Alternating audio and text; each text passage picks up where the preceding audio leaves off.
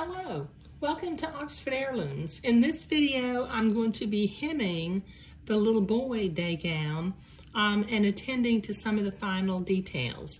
As you can see, I have already pinned the hem in place. What I did was I folded the hem up 1.5 inches, and then I folded it up another 1.5 inches. So it had a 3-inch hem allowed. So 1.5 and 1.5 is 3. So, and I have a solid 3 layers of fabric for the hem rather than having a little shadow of a line showing through. Now with my needle and thread, I'm going to reach inside of the hem and work my way to the bottom corner of the hem and bring my needle out and do a few invisible stitches to hold this side of the hem in place.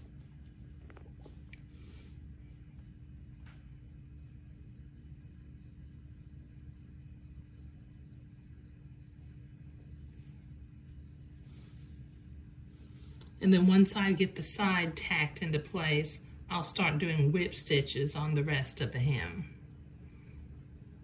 But just alternate sides and just come up and go back in right at the same position on the 2 pieces of the hem to kind of give that an invisible hem.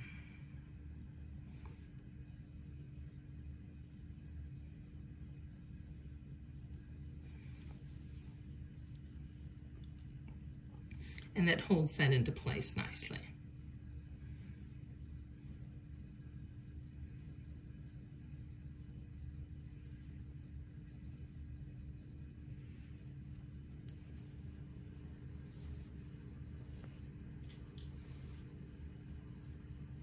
Okay, now I can tack this down at the very end right here and begin to do my whip stitches that I like to do.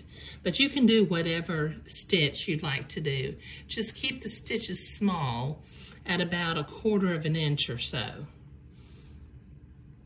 So I've got a little bit of hem to whip stitch here, so this will take me a while to get this done, so I'll be right back. Okay, so I have my hem all whip stitched into place, and what I did, I like the way the 3 layers of fabric makes a nice shadow at the bottom of the hem. Okay, so what I have done while I was off camera, I'm not sure if you can see this, but every 1/2 inch, starting in the center, you know, I have made a little blue dot along the top of the hemline. Now I'm going to start at the blue line in the back, the blue dot in the back, and I'm going to go through and I'm going to sew a faux French knot at each one of these blue dots. So what I do is I simply do 2 overhand knots in the same place. That's 1.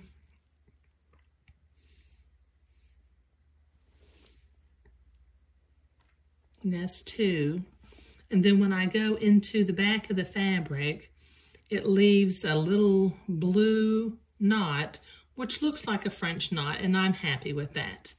Okay, now since I don't want to tie off in between these French knots, what I'm going to do, since these dots are 1/2 inch apart, I'm going to come to the inside of the hem, and halfway between the blue dots, I'm going to take a stitch into the inside of the hem, but not where it shows on the outside of the dress. Okay, and then I'll come back up at the next dot and do another faux French knot. And I should be able to do this without my embroidery hoop because I've done this before. So do 1 overhand knot,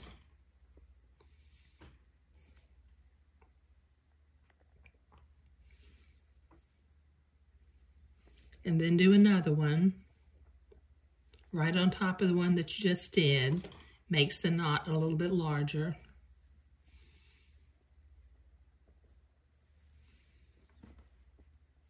And then go into the back, into the inside of the dress. And once again, halfway between the little blue dots, just go into the hem and take a tiny little stitch to tack that thread into place, and come back through at the next blue dot and make another faux French knot. Or you can make real French knots if you want to. It doesn't really matter to me. Okay, so I'm going to be making French dots for quite a while, so I'll be back when I get this finished. Okay, so I've got all of those French knots sewn along the hemline of the day gown, and I think that's going to be really sweet. And what I did while I was off camera is I went ahead and I wove in the blue silk ribbon. Okay, so now this little day gown is finished for the little boy, and the little girl's day gown is finished also with its really sweet hem. Okay, and I think that when they had their newborn photos taken, the day gowns, since they're the same pattern, you know, they're going to blend together. But the two different hem treatments that I did, I think are really interesting. But thank you.